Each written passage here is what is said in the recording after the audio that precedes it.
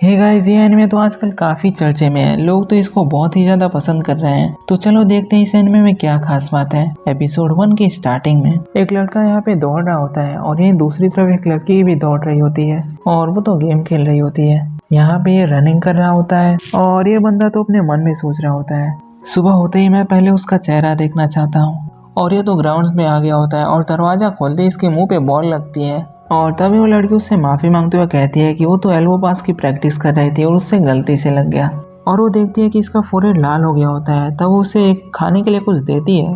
क्या है ये? इसके बदले क्या तुम मुझे माफ कर दोगे? और फिर हमें स्कूल का नाम पता चलता है, ईमी हाई स्कूल, जहाँ पे जूनियर और सीनियर हाई स्कूल मिक्स्ड हैं।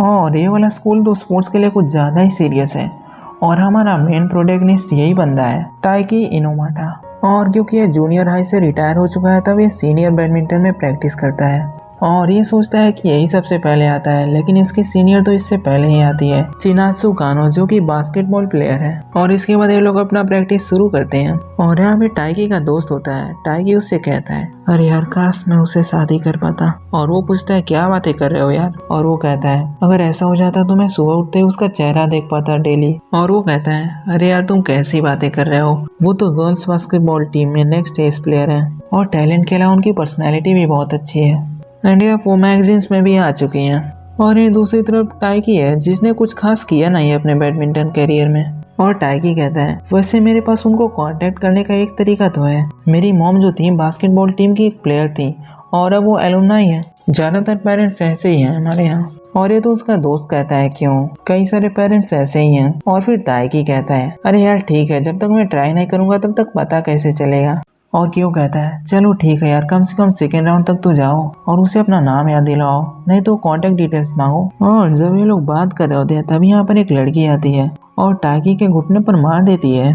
और टाइकी कहता है, तुम अभी भी एलिमेंट्री स्कूल में हो क्या? और वो कहती है, नहीं, अब मैं 7 सेंटीमीटर लंबी हो गई हूँ और मैं तुम्हारी तरह हाई स्कूल में आ गई हूँ। और बातचीत चली रही होती है तभी टाइकी पूछता है, क्या तुम मुझे बता सकती हो कि किस तरह की चीजें लड़कियों को पसंद आती हैं? और ये लड़की तो खुशी खुशी बताने लगती है, अरे क्या बात है यार, तुम रिलेशनशिप के बारे में बात कर रहे हो। सबसे पहले तुम्हें एक ऐसा इंसान बनना पड़ेगा जिसके ऊपर लोग भरोसा कर पाए, और दूसरी बात यह है तुम्हारे पास फिजिकल ब्यूटी होनी चाहिए। और यहाँ पे स्कूल खत्म होने के बाद टाइकी सोच रहा होता है, वैसे मुझे हिना से नहीं पूछना चाहिए था, सबकी अपनी अलग चॉइसेस होती हैं। और वो यहाँ पे जब आता है तो वो देखता है कि चिनात्सु यहाँ पे बैठ के कुछ बुक्स रीड कर रही होती है और वो सोच रहा होता है कि वो कैसे बात करे उससे। और वो तो पीछे ही खड़ा होता है और वो तो मन में सोचने लगता है, अलग अलग सिनेरियो बनाने लगता है कि वो कैसे बात करेगा, नाम पूछेगा या क्या करेगा। लेकिन डिसाइड करता है, चलो चुप ही खड़ा हो जाता हूँ। और तभी चिनात्सु को छींक आती है, तब वो अपना मफलर आगे कर देता है, लियो भाई। इसके बाद वो हॉट टी निकालता है एंड फिर अपना ग्लव निकालता है और पॉकेट हीटर निकालता है, मतलब वही सेक करने वाला, अरे मतलब हैंड वार्म करने वाला।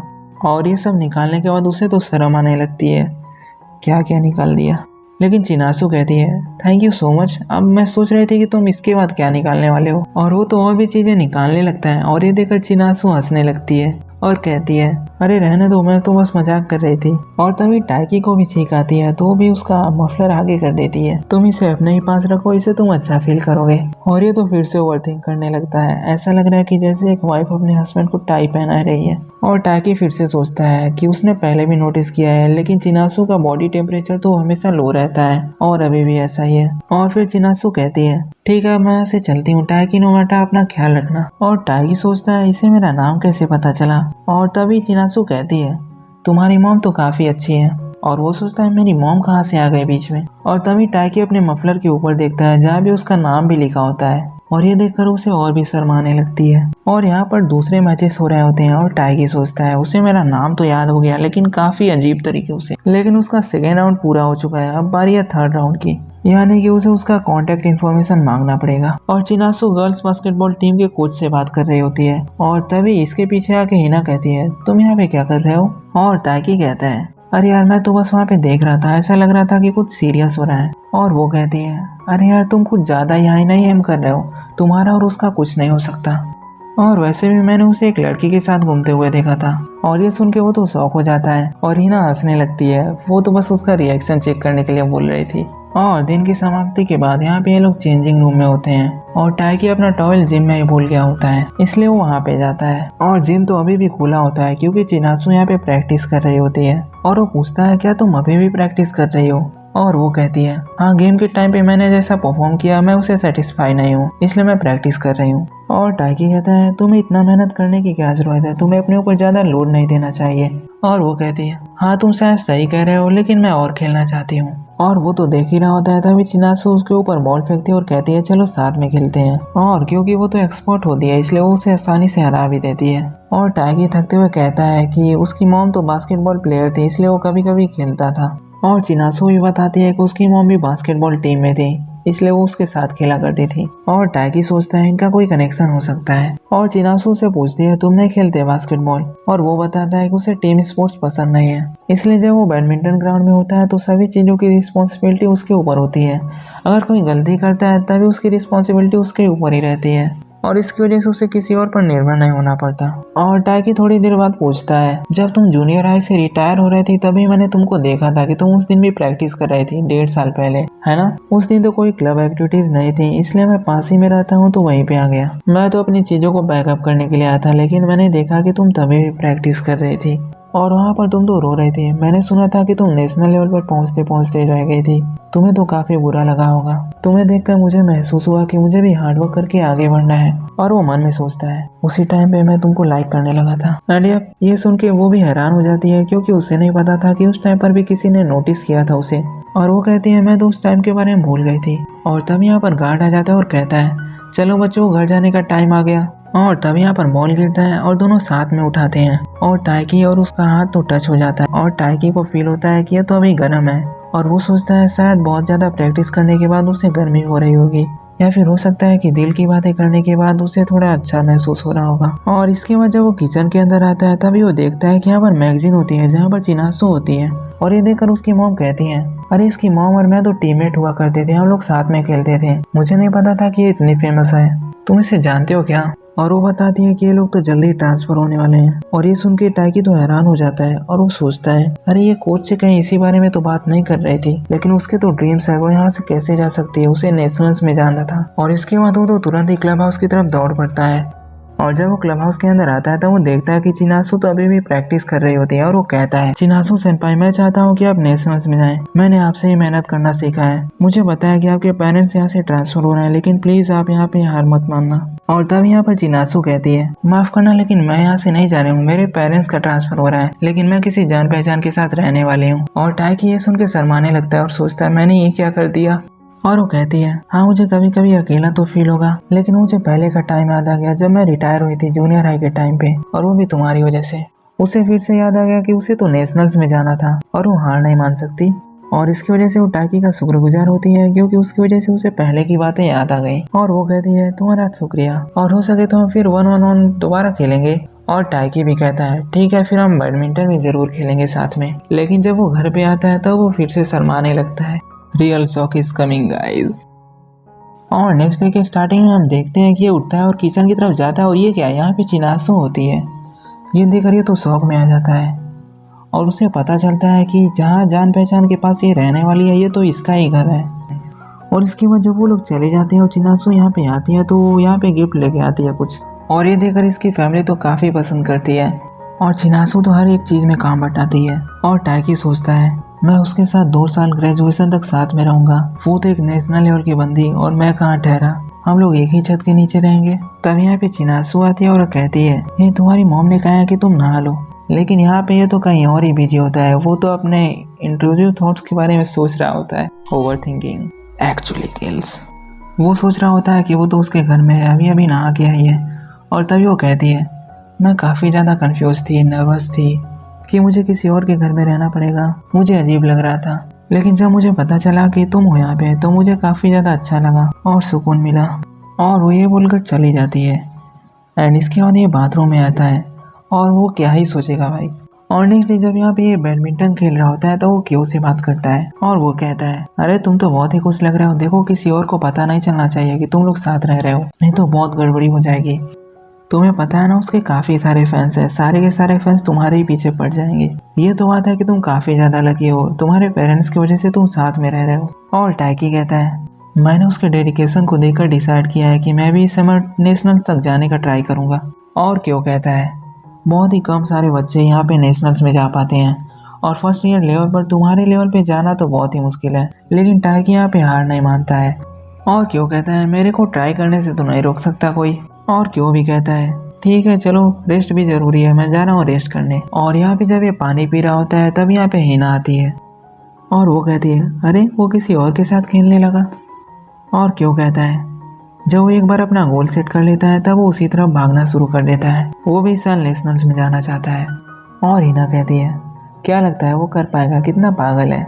और क्यों कहता है जो लोग अपने आप से सच रहते हैं वही लोग बहुत ही ज्यादा ताकतवर होते हैं। और आगे हमें घर का सीन दिखाया जाता है जहाँ पे टाकी ने कुछ टू डू लिस्ट बनाया होता है और यहाँ पे वो अपनी कसरत कर रहा होता है और वो यहाँ पे देख भी रहा होता है और रिकॉर्ड भी कर रहा होता है, जिससे वो अपनी कमियों को भी दूर कर रहा होता है। उसे तो और भी ज्यादा ट्रेन करना पड़ेगा, इसे समझ आ जाता है। और तब यहाँ पे जिनासु आ जाती है और वो पूछती है क्या देख रहे हो तुम।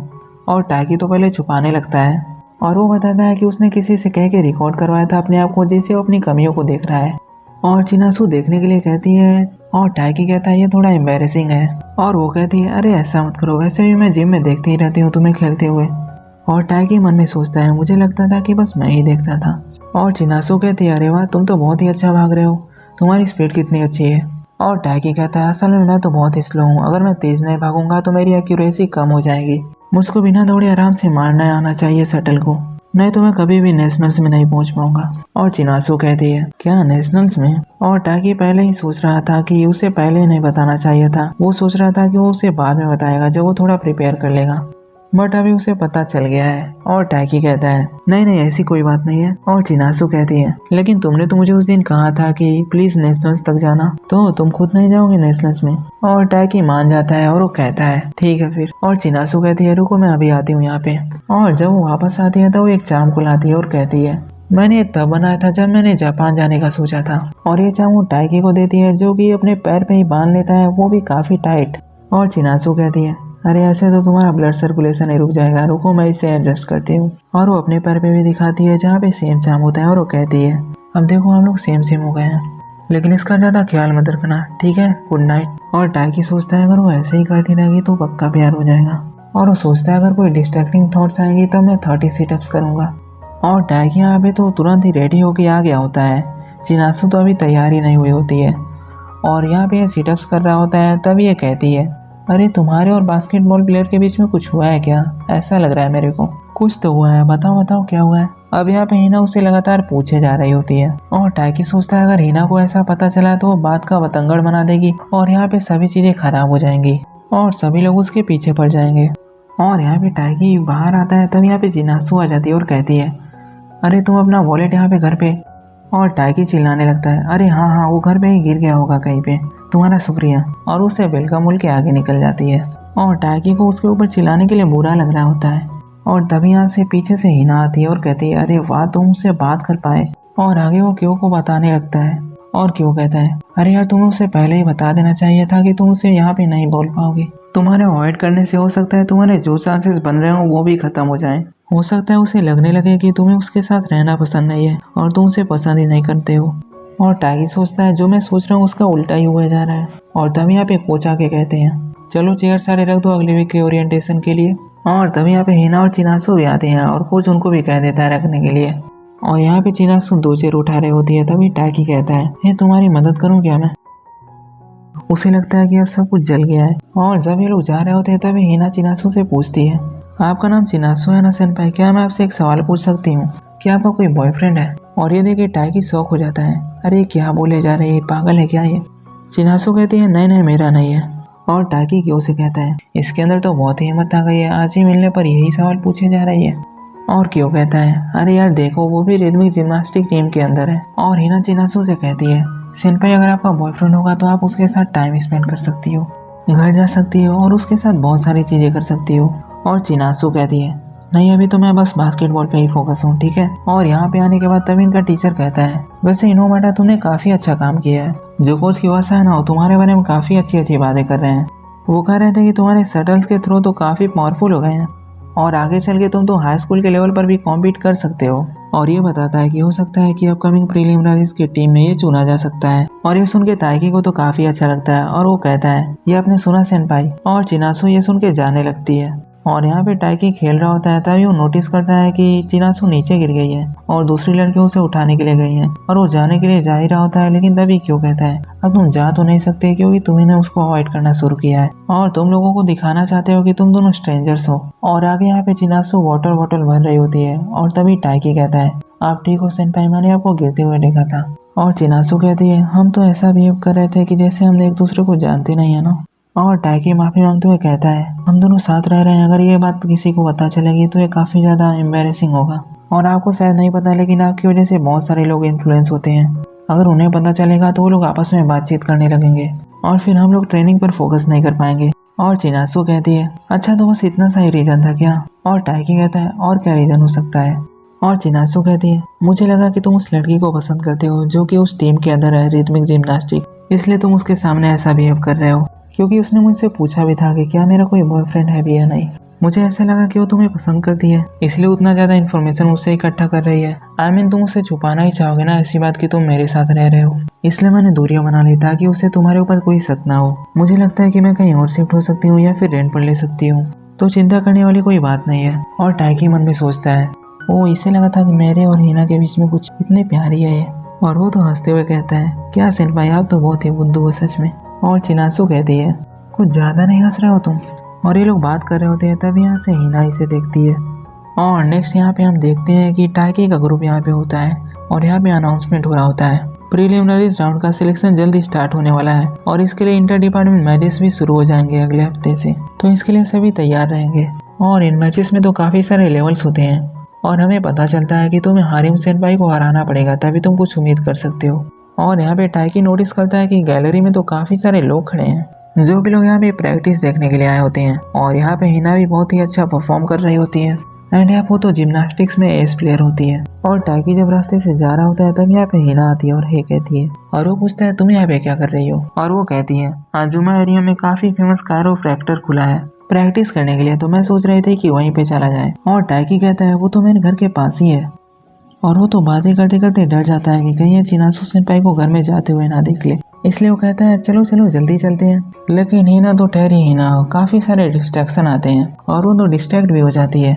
डॉग के साथ खेलना, शॉप पे चीज़ें देखना। और टाइकी सोचता है ये जानबूझ के कर रही है क्या। और यहाँ पे खाने वाला सामान होता है तब वो कहता है मैं तुम्हें खिला देता हूँ, लेकिन वो उसे मना कर देती है और बताती है कि उसे प्रॉपर डाइट लेना पड़ता है तभी वो ऐसे स्लिम और फिट रह पाती है। क्योंकि अगर एक बार जब वेट गेन हो जाता है तो उसको कम करने के लिए काफ़ी हार्ड प्रैक्टिस करनी पड़ती है। और ये सुनते ही वो तो बहुत ही इम्प्रेस हो जाता है और वो सोचता है हिना तो बहुत ही कमाल की है, वो तो अपने हेल्थ के ऊपर काफ़ी ध्यान देती है इसलिए वो इतना फिट भी रह पाती है। और टाइकी कहता है मुझे लगता है कि तुम सही में बहुत ही कूल हो कि तुम इस लेवल के ऊपर हो। और वो लोग तो जाने लगते हैं और हिना तभी कहती है मैं तुम्हारी बेस्टी हूँ, तुम्हें जो भी मदद की जरूरत पड़ेगी मैं तुम्हारी हमेशा मदद करूंगी, ठीक है। और मैं उम्मीद करती हूँ कि तुम जीत जाओ। और तभी टाइकी पीछे मुड़ के देखता है और ये यहाँ पे चिनासु सेनपाई हारियो सेनपाई के साथ आ रही होती है और ये देख कर वो तो सच में आ जाता है। ओके गाइस, नेक्स्ट एपिसोड में देखते हैं कि अब क्या होता है, क्या उनकी जोड़ी बन पाएगी या फिर नहीं। Let's see. एंड वीडियो हमेशा की तरह अच्छा लगा हो तो वीडियो को लाइक कर दो एंड चैनल को भी सब्सक्राइब करके बेल आइकन को भी और पर सिलेक्ट कर दो। मिलते हैं नेक्स्ट एपिसोड में।